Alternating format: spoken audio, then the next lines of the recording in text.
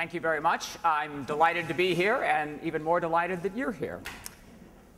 In the preface to his play, Back to Methuselah, in 1921, George Bernard Shaw expressed his century's growing fear of the terminating machine of Darwinism. Shaw wrote, "You cannot understand Moses without imagination, nor Spurgeon, who was a famous preacher of the day, without metaphysics. But you can be a thoroughgoing neo-Darwinian without imagination, metaphysics, poetry, conscience, or decency. For natural selection has no moral significance. It deals with that part of evolution which has no purpose, no intelligence, and might more appropriately be called accidental selection, or better still, unnatural selection, since nothing is more unnatural than an accident. If it could be proved that the whole universe had been produced by such selection, only fools and rascals could bear to live." Well, I know that there are no fools in this room, but there are many rascals, and they seem to be bearing up rather well under the Darwinian assumption. That is to say, not only do the opponents of Darwin's theory agree with Shaw, but many of the proponents in this room and below do as well. They maintain that Darwin banished final causes from nature and left behind a blind mechanical process, one utterly devoid of higher significance or purpose. I and a few others, on the contrary, I think, are convinced that the Shavian evaluation is incorrect, and rather that in the Darwinian world, one can still hear the sweet birds sing. A Darwinian nature, at least as originally conceived by its author, was not bereft of meaning or moral value, nor, I shudder to say this, nor did it lack a teleological trajectory. Now, Darwin was indeed an individual who ushered in the modern world, but he was one also whose values and assumptions were formed in what we might regard as the pre-modern world. So let me briefly attempt to show that Darwin constructed his theory using conceptions of a rather traditional sort. So what were the conceptions? Teleological causality, natural selection as a progressive agent. I shudder again to say that too, because Dick Lewontin and I had a little exchange of letters about Darwin's progressiveness or not progressiveness, and the proposal of Darwin that mind is at work in the world. The result was a universe with a distinctive developmental trajectory, namely human beings as authentically moral creatures. Darwin, I think, obliquely expresses this conception in the great peroration at the end of The Origin of Species, in which he says, "When we consider the laws governing life, such laws as divergence and variability and natural selection," and he goes on, and I think everyone probably has this passage memorized, "the most exalted object which we're capable of conceiving, namely the production of the higher animals, directly follows. There is grandeur in this view of life," and so on. Well, the most exalted object we're capable of conceiving, the highest animal, of course, is man, human beings with their moral sentiments. That, I think, is the, that's to say that man as a moral animal is the teleological goal of nature, at least as Darwin portrays it there. Now, I think I don't have to reinforce the notion that that's not the usual picture of Darwin's accomplishment. More commonly, the sentiment is expressed, characteristic of Michael Giesland, who has this rather nuanced view of the moral character of Darwinian evolutionary theory, and especially in respect to man. Giesland rather famously said, "In the Darwinian world, scratch an altruist and watch a hypocrite bleed." Well, before sketching for you the features of Darwin's construction that are usually neglected, I think, let me make a brief excursus to talk about a figure whose work Darwin knew quite well. That's William Whewell, the Cambridge polymath, whom Darwin met as a student and whom he became more intimate with after his return from the Beagle voyage. Whewell's 3-volume History of the Inductive Sciences was published in 1837, just after Darwin had returned from the voyage. Whewell was a Kantian. and his conception of science was certainly in the Kantian mold. Darwin read very carefully the last part of the third volume of Whewell's history, the sections dealing with biology and geology, during the summer of 1837, and he left a trail of annotations. Whewell argued that science and theology had to be kept separate, that science could only rely on laws and empirical observations, evincing, of course, a necessary structure. Whewell admitted with Kant that living organisms express design, but we had to understand the disposition of their parts in relation, of course, to the design of the whole. And this was a widely shared view. Georges Cuvier, whom Whewell quotes quite liberally, held the same position. Moreover, fossil evidence, which was lacking to Kant, was now fairly plentiful in the early 19th century. Whewell acknowledged a progressive development of species over time that could only be understood in teleological terms. That is, the trajectory of species development had, as Whewell thought, human beings as the endpoint. Yet, like Kant, Whewell argued that natural law couldn't resolve the teleological understanding of organisms. That is, they evinced design, and the pattern of their historical development indicated design, but we had no way of fully explaining this by natural law. In Kant's terms, there could be no Newton of the grass blade. Since the scientists couldn't appeal to Scripture to explain the teleological patterns of organism and their progressive replacement in the fossil record, Whewell concluded that the matter remained, and here quoting him, shrouded in mystery and is not to be approached without reverence. So here's the challenge that Whewell left, I think, for Darwin. Organic life conformed to natural law while also manifesting teleological properties and purposive structures. Fossil evidence indicated a progressive advance of species over time, with human beings as the proposed endpoint. But no scientific argument employing natural law could furnish an account of the intelligent design of organisms or their progressive appearance in the fossil record. Now, I think Darwin did understand the challenge, and he had, of course, a resolution. During the time of the Beagle Voyage, I think, as perhaps most of you know, Darwin seems to have remained fairly orthodox in his biology. He was ready to maintain the species boundaries.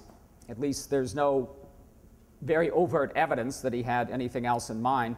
But on the return, of course, when sorting his specimens and talking to members of the British Museum, particularly John Gould, the chief ornithologist at the British Museum, Darwin began to consider very seriously the fact that species changed over time. He became ultimately convinced, it would appear, because of how Gould evaluated Darwin's mockingbirds. Darwin thought that they were 3 good varieties of one species, a species perhaps that got blown over from the mainland, but in the geology and environments of the islands, the Galapagos Islands, they had altered a little bit, changed their varieties, but they were still members of the same species. Gould said, no, these are good species, and this seemed to trip a mind at the ready. Now, he was, of course, primed with knowledge of his grandfather's work and knowledge of Lamarck and some of the other figures whom Pietro has just enumerated in the first talk. So this occurred in March of 1837, and as perhaps many of you know, he explored initially the problem of how to explain species change, and he had several devices which were pretty much of a Lamarckian character. Then in September of 1838, he read, as he says in his autobiography, for amusement, Thomas Malthus's essay on the principle of population. Darwin had a very low threshold for amusement, so he found that to be quite attractive. And that planted, of course, the seed of what would become Darwin's device of natural selection. This new causal principle would push into the background the other Lamarckian principles that Darwin had initially formulated, but really without eliminating them from his explanatory repertoire. From 1837 through about 1841, Darwin kept a series of notebooks in which he worked out many of the features and problems of his emerging theory. In 1842, He sketched out his conception in about 38 manuscript pages, and 2 years later, in 1844, he expanded the essay to about 230 pages, had a fair copy made, and I think, as Pietro mentioned as well, he left £400 in his will so that it might be published should he die before this great idea could be published officially. It wouldn't die with him, in other words. In 1856, he actually set out to compose a book which would have probably run to about 2 rather fat volumes, and then in the middle of this, he got Wallace's letter. Without prompting from his friends, Darwin, of course, condensed the first part of that manuscript that he had already built up, and then finished off the contemplated chapters, and The Origin appeared in November of 1859.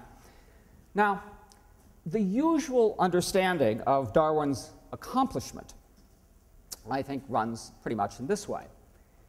Very early in his theorizing, Darwin had been aware that the breeder's picking could transform the structure of animals and plants, but initially he had no way of conceiving how that process might actually work in nature.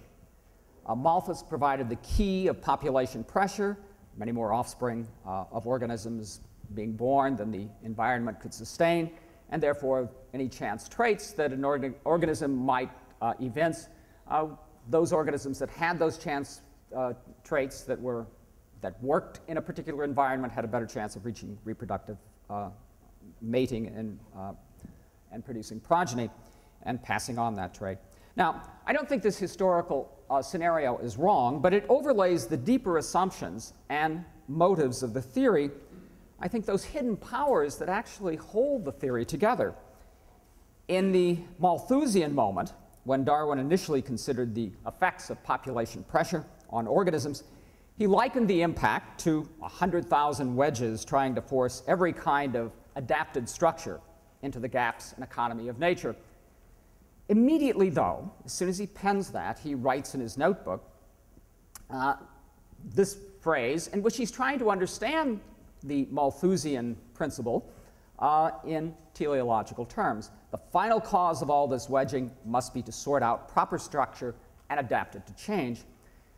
Now, this appeal to final causes, in this instance, might be thought perhaps just a façon de parler, something the careful historian need not take very seriously. After all, many scholars in this room, have contended that Darwin's new theory completely banished teleology from modern biology.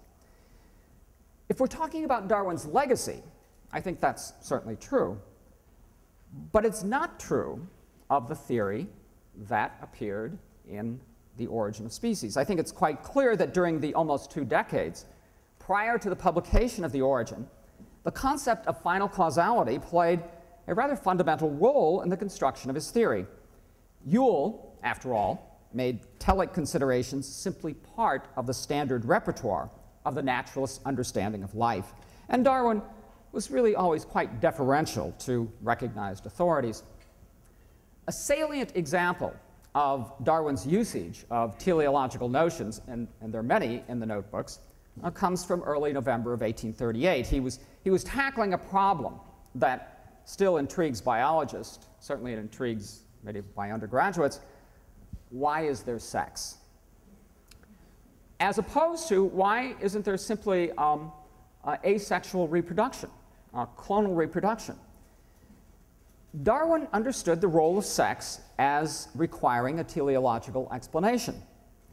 As he says in his e-notebook, "My theory gives great final cause of sexes, for otherwise there would be as many species as individuals." And I think he believes that the asexual modes of reproduction, each individual would be, as it were, a species unto itself. And so if all individual species, there would not be social animals, which, as I hope to show, is the foundation of all that is most beautiful in the moral sentiments of the animated beings. If man is one great object, that is, one great purpose, from which the world was brought into present state, and if my theory be true, then the formation of sex is rigidly necessary. Now, this is a perfectly teleological explanation. Sex came to exist for the purpose of producing social animals. And social animals came to exist for the purpose, ultimately, of producing moral animals, namely us.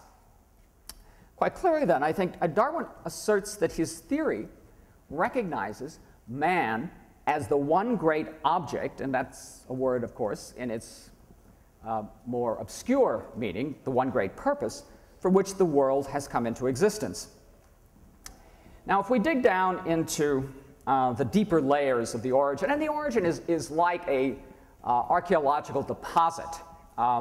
There is a surface character to it, and then you can move down to the essays that Darwin wrote in 1844 and 42, and ultimately to the notebooks, to, as it were, uncover those deeper layers and really be able to understand, I think, what the more nebulous passages, the more vague passages might really mean. I think it's noteworthy, and here you can see at least one of those kinds of, I think, excavations that have a suggestion other than the one that we usually make. I think it's noteworthy that at the time Darwin jotted the teleological observation in his notebook, that is number 1 on the slide here, he started another notebook, his N notebook, in which he began to construct a theory of the evolution of moral behavior. So if you think that man is the goal, you have to give an account of what one takes to be distinctive of human beings, namely their moral character. Now, there are many other instances in Darwin's notebooks when teleological analyses of particular phenomena are explicitly expressed. And if one added the many passages in which Darwin employed the concept of purpose, or the more obscure synonym object, as in his remark that man is the one great object for which the world came into existence, then I think both the notebooks and the origin are rife with such language. The language of mechanism, on the other hand, is hardly to be found in the origin of species. Indeed, the word purpose or object occurs some 63 times in the origin, whereas the word mechanical, mechanistic, machine, or any of those varieties of that term occurs only 5 times, and none modifying natural selection. The mechanism of natural selection comes so trippingly to our lips, but it didn't pass Darwin's lips. So Darwin didn't shy from a teleological conception of living nature. But how did that square, for example, with Whewell's demand that natural selection constituted the body of a science, natural law constitutes the body of a science? Well, in the last paragraph of the origin, Darwin specifies the laws he had discriminated in his book. And they included growth with reproduction, inheritance, variability, the struggle for life, natural selection. We don't usually think of natural selection as a law, but that's certainly how Darwin conceived it. Natural selection was the chief law governing the structures of organic forms and their history. But like William Paley, Darwin conceived law as requiring a lawgiver. Law, as Darwin understood it, was more than Humean constant conjunction. It required necessity and force. So I think it's clear from Darwin's notebooks and in the origin that, like Whewell, he thought law as a secondary cause operating as the result of the actions of a primary cause, namely God. One of the epigrams that Darwin chooses for the origin, and I think this isn't merely rhetorical dressing, Darwin means this, is this passage from Whewell. But with respect to the material world, we can at least go so far as this. We can perceive that events are brought about not by insulated interpositions of divine power exerted in each particular case, but by the establishment of general law. In the manuscript of The Origin of Species, Darwin simply defined nature, you're quoting him, as the laws ordained by God to govern the universe. By the 1860s, the mid-1860s and further on, Darwin, of course, seems to have abandoned the assumption that God was a necessary foundation for his theory. At that point, he was ready to characterize his attitude as being captured by Thomas Henry Huxley's new term, agnosticism. But here's the crucial point. The theory was formulated, its structure determined, and its consequences fixed under the assumption that intelligent cause formulated the laws of nature. The chief consequence of this in The Origin of Species, I think, is the representation of nature having a specified end, namely human beings as moral creatures. So how did he imagine this end to be realized in nature? How is man understood as the purpose of the evolutionary trajectory? Let me just quickly turn to a closer examination of the concept of natural selection as Darwin first develops it. In the essays of 1842 and 1844, which sketched out his theory, Darwin begins with domestic breeding. The breeder keeps a flock or a herd, and good breeders, Darwin knew, kept very large herds so that because the herds were large, there would be a better chance of some variation that the breeder liked appearing, and therefore he could segregate out of those large flocks those animals he wanted to mate and then reproduce with the hoped for traits that he was looking for. Darwin recognized that as the result of such processes, breeders had, of course, greatly altered the lines of domestic animals and plants. Indeed, as Darwin investigated pigeons, he became a pigeon fancier. He joined many pigeon clubs, and I think for us, the only kind of pigeon that exists is the one that has a nest or inhabits railroad trestles and occupies the curb on the sidewalk with us. But as you can see, one can do really quite marvelous things with pigeons. In his 1842 essay, Darwin says, he asked himself in that essay, and this essay is for him, it's not for general publication, he's just working out his theory. In nature, is there any means of selecting those offspring which vary in the same manner, crossing them and keeping their offspring separate, thus producing selected races? Otherwise, as the wild animals freely cross, so must such small heterogeneous varieties be constantly counterbalanced and lost, and a uniformity of character preserved. So the question is, what is there in nature that does the selecting? The issue is especially acute because Darwin certainly recognizes the problem of swamping. That is, if you don't segregate out those animals with favorable variations, those traits will be swamped out by whomever they happen to be living next to. After recognizing the swamping problem in the essay of 1842 and the 44 essay, Darwin immediately turns to a model of natural selection that apparently is going to solve this problem.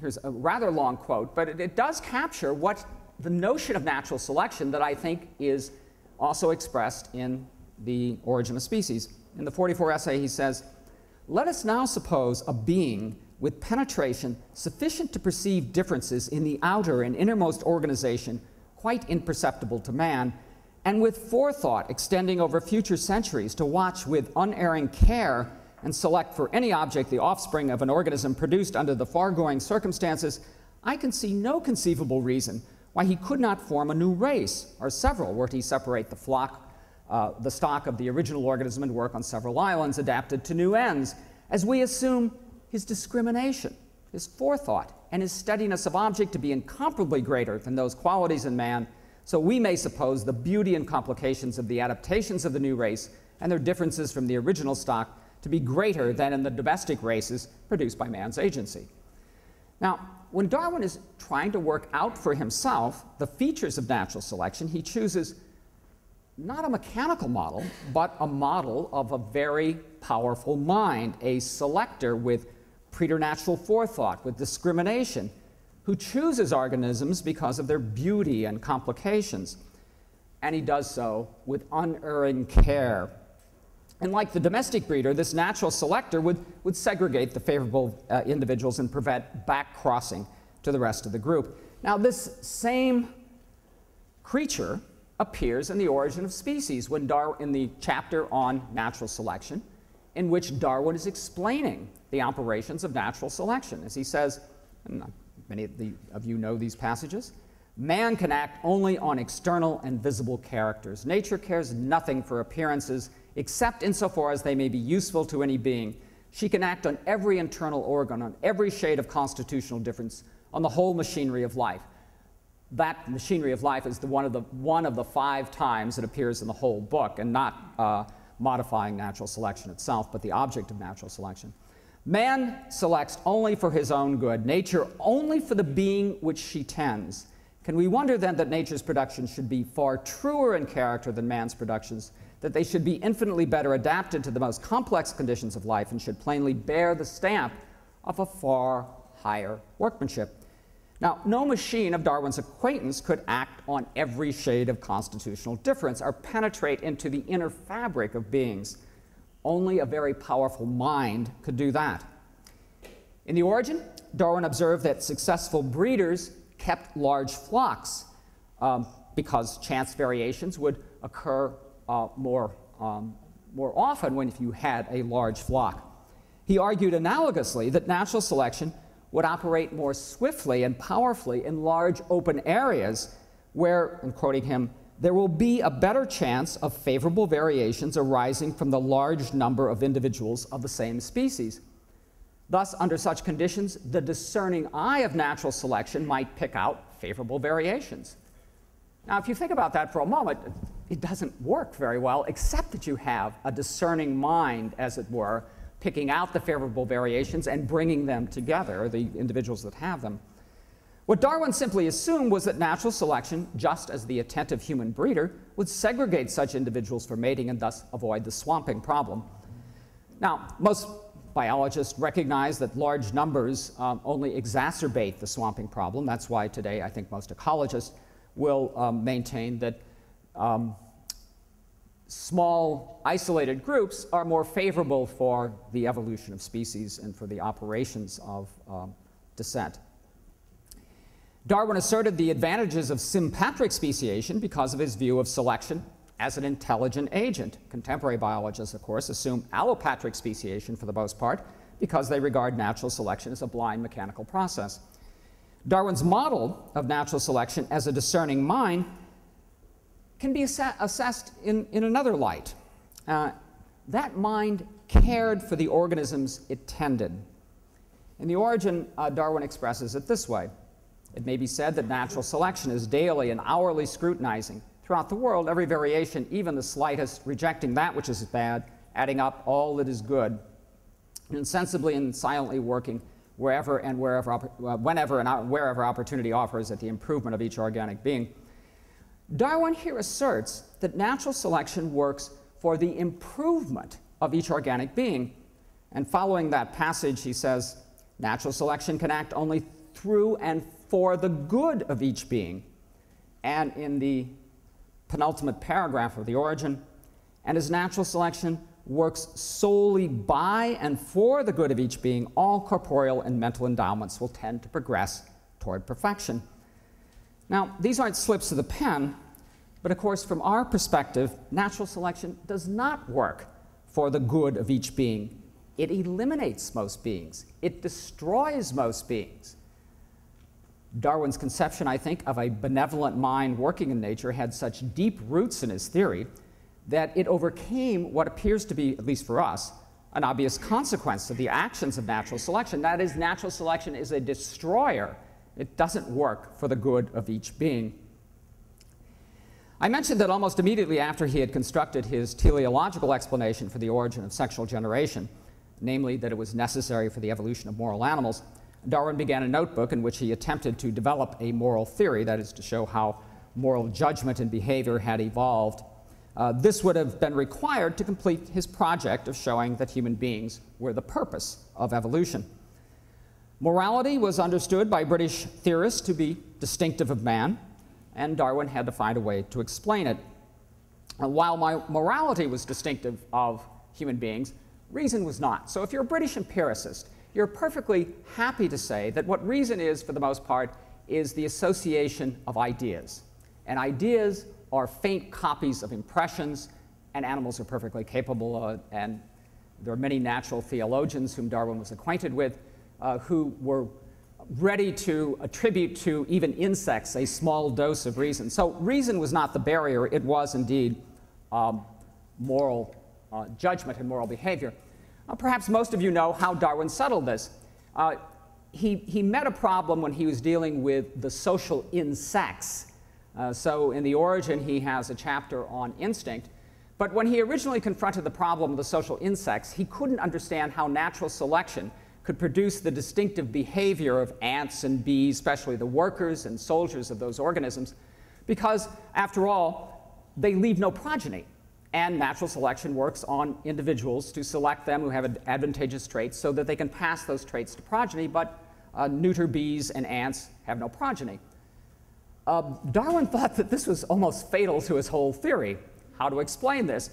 He finally came to the solution as he was indeed composing The Origin of Species, namely that selection works on the whole hive or on the whole nest, that those nests that by chance have individuals with favorable traits, that whole nest will have an advantage in competition with other traits.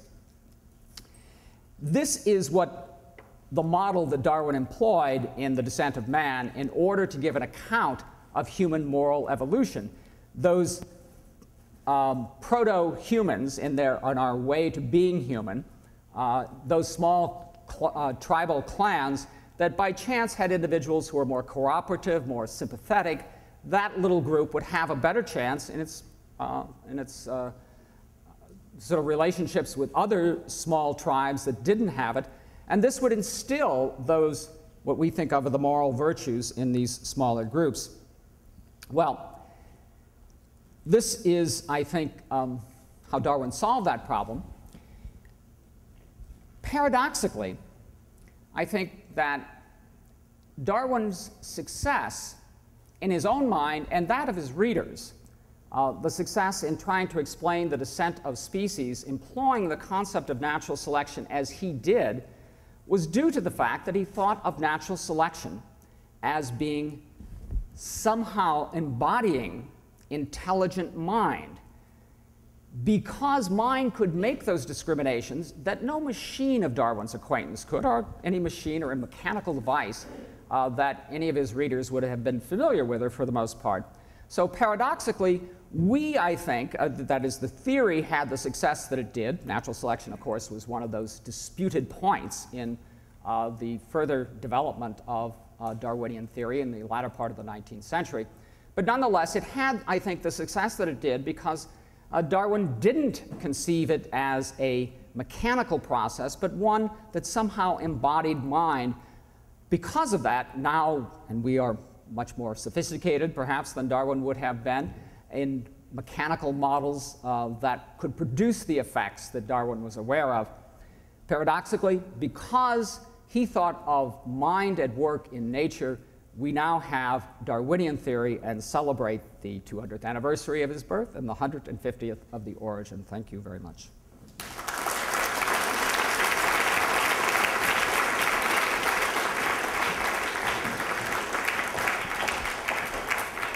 I will immediately assume, if you have no questions, that silence means consent, and that not to be silenced. Elliot. Bob, I think Darwin regarded natural selection as a mindless process, just like he regarded gravity as a mindless process. Of course, God did create the laws of nature. You're right, that's in The Origin.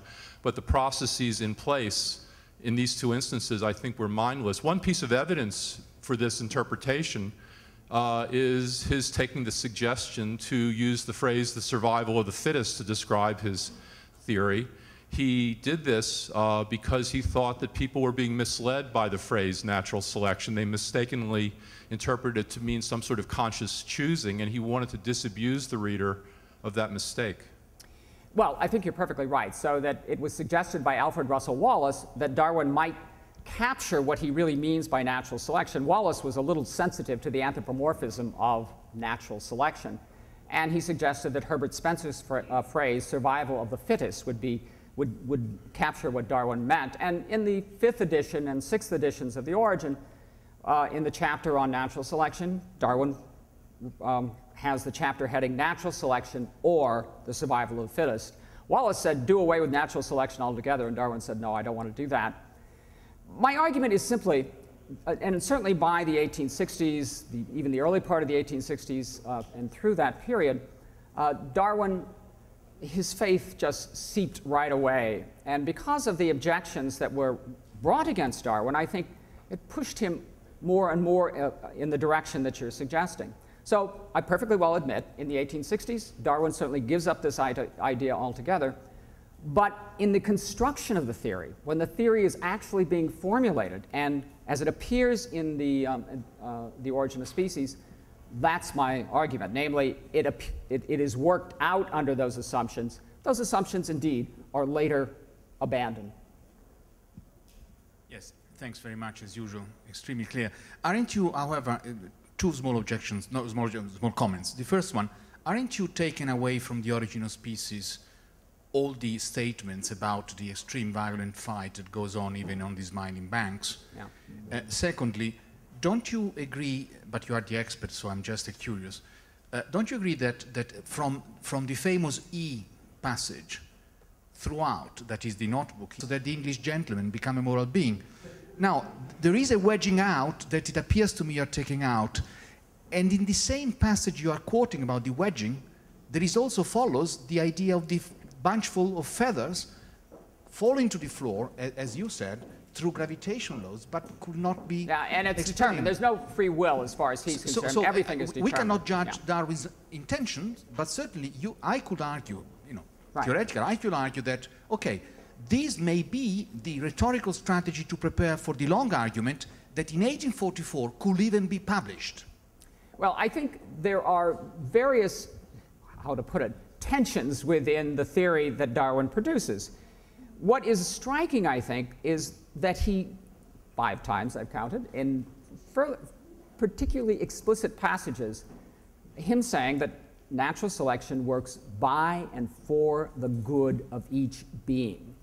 Now, again, that is perfectly in opposition to what you're suggesting. When Darwin, the end of the 3rd chapter, which is on the struggle for existence, so he really divides up natural selection into 2 chapters, Darwin obviously recognizes what the consequences are, but then he says, but you know, death is swift. There is very little pain felt, and it's the happy and the prosperous that multiply and survive. So there's always this mitigating attitude that Darwin has, but I think that if you think of nature as benevolent, and I think there's that kind of struggle with Darwin, there is the benevolent aspect of nature, and I think that's one of the deeper layers that holds the whole thing together, then you're apt to say somehow that natural selection works for the good of each being, as opposed to the struggle and the destruction of most beings with a few survivors at the end. Bob, you raised for me, as a non-historian, a methodological problem when one has a long sequence of works at various times. One recognizes that ideas of individuals change. Sometimes they change in such a way that the later ones are in contradiction to the early ones. On the other hand, the record of thought contributes to our attempt to understand the final form, right. But we don't want to make the possible error of thinking that the final form must be consonant in some way with the earlier parts.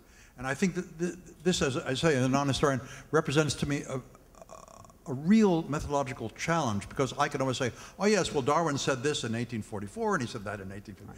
But as he grew older, when I was a child, he gave up the things of a child, so on and so forth. And I as a non-historian, I don't quite understand how one can do this in a way that, Dick, I mean, I think you're perfectly correct about that, and there is no Dedekind cut from Darwin's early speculations to the end. There's no absolute gap in which everything looks different after that. It is indeed an evolutionary process. I take the Origin of Species, the book itself in 1859, as being a stopping point, because that's when the theory is in full form. Darwin says in his autobiography that at that point I still believed in an intelligent cause. So he says this explicitly. And I think those characteristics that you actually find in the Origin reflect these earlier passages in the notebooks and in the essays.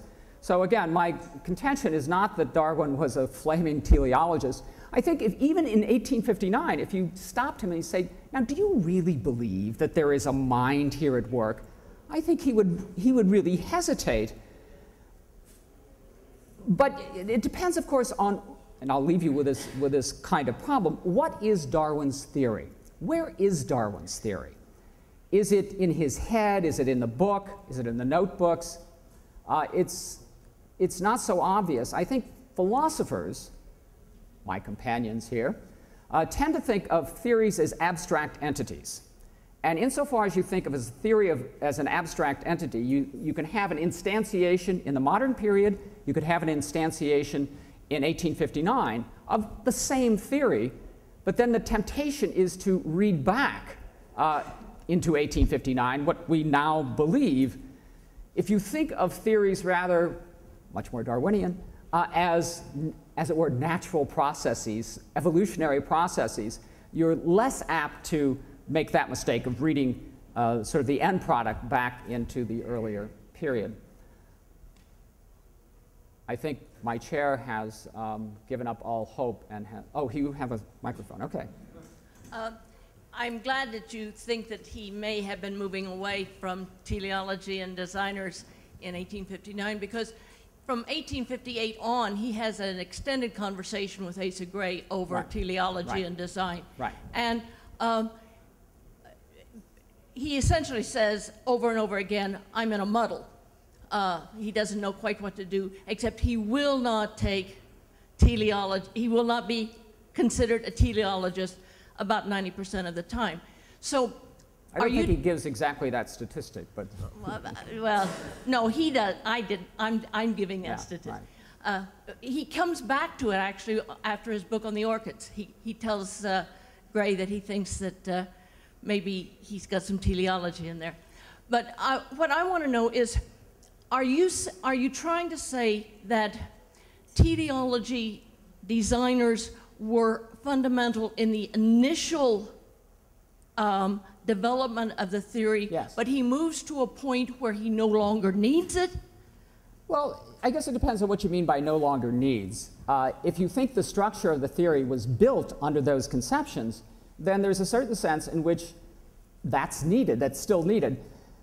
That Darwin would have agreed to that, I rather doubt. In 1861, he does write Gray, but he says, I believe that that everything came to exist through designed laws. So he still has the notion that these laws are designed in order to accomplish particular purposes. Again, by the time you get to the mid-1860s, I think he would not even have made that kind of agreement.